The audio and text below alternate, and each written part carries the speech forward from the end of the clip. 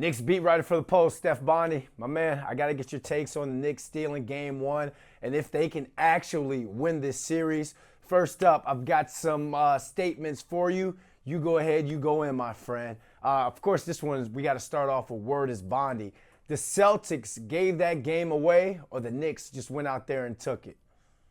A little bit of both. I just rewatched the game and the Celtics missed a lot of wide open three-pointers, throughout the game. But then when winning time happened, when it was the fourth quarter and overtime, the Knicks buckled down defensively.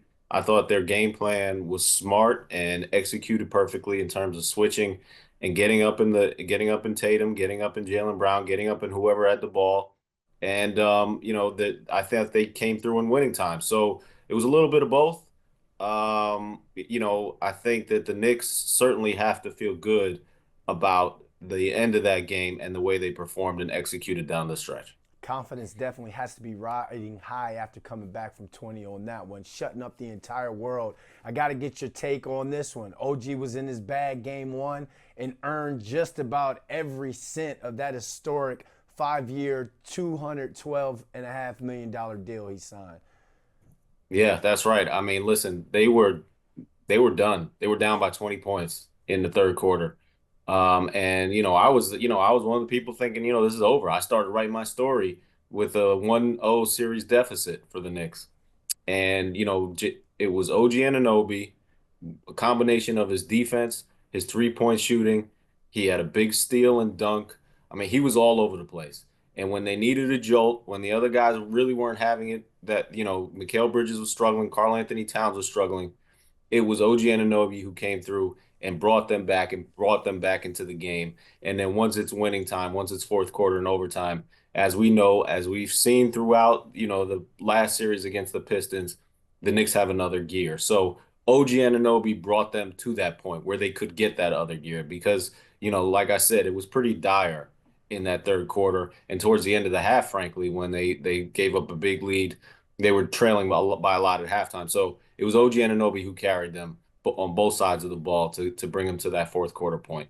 And then to seal the deal, the Knicks went on that 31-11 run, and Obi with that dunk at the end. I can only imagine. You were at the Garden. I can only imagine how just that entire place was just absolutely stunned to see that. And this dude, man, this dude is between he and Josh Hart, man. These two dudes get the key to the city.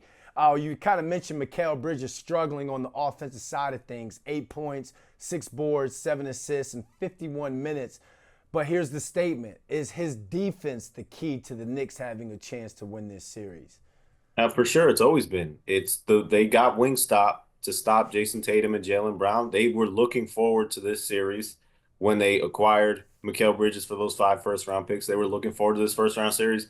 When they signed OG Anunoby to that big contract and traded for him, traded Emmanuel Quickly and RJ Barrett to get him. They were looking at the Celtics. And so those two guys are key to keeping that shell defense, are key to locking down Derek, not only Jason Tatum and Jaylen Brown, but Derek White is a hell of a player.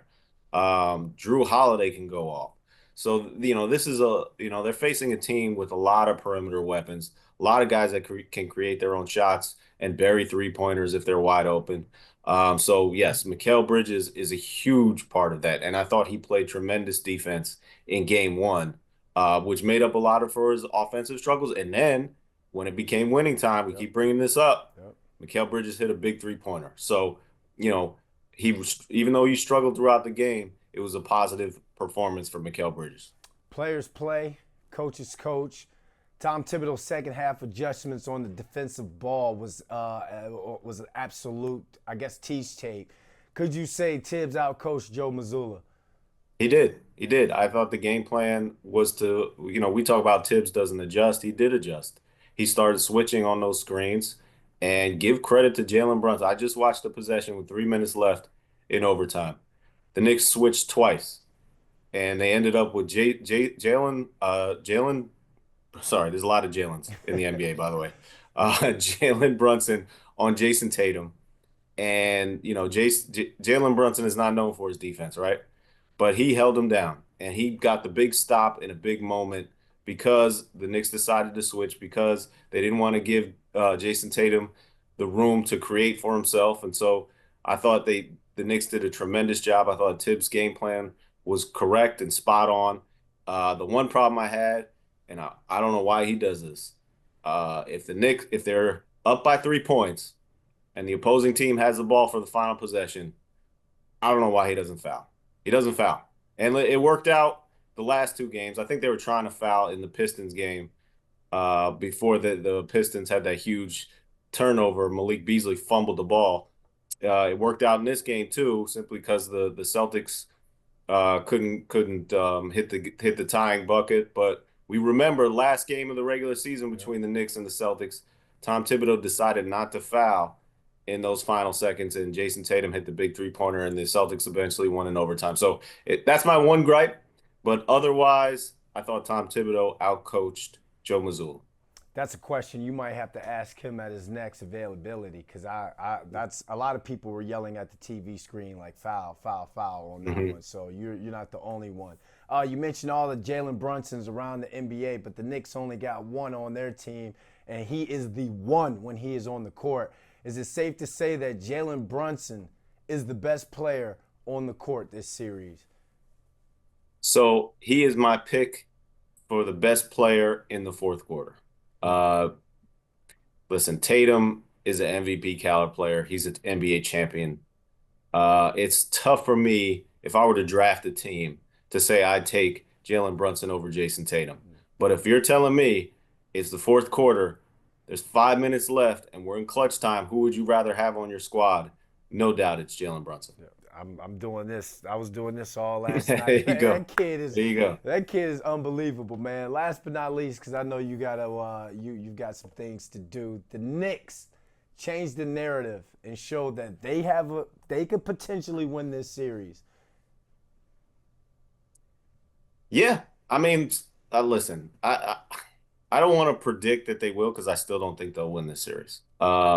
I think the Celtics missed a lot of shots. They're going to come out motivated. I think a big question right now is what's going on with Kristaps Porzingis. Yeah. He had the illness throughout the regular season. He didn't play in the second half because of the illness. We still haven't heard an update from him. He obviously changes the dynamic of the Celtics. With that being said, it doesn't matter what I think. It does matter what the Knicks think.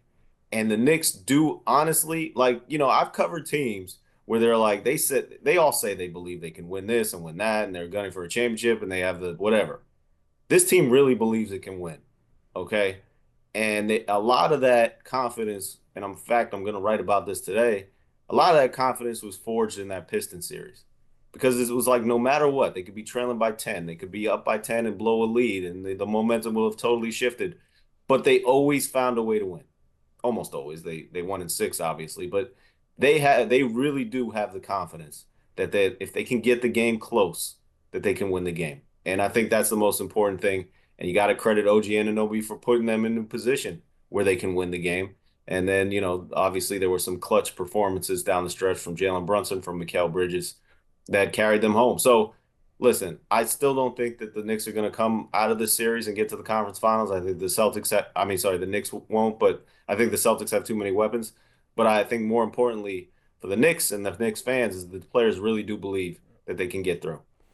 Either way, these interviews are always a lot more fun after a win. So Yeah. we'll just keep the good times rolling. Steph Bondy, appreciate you hopping on with us. All right, man.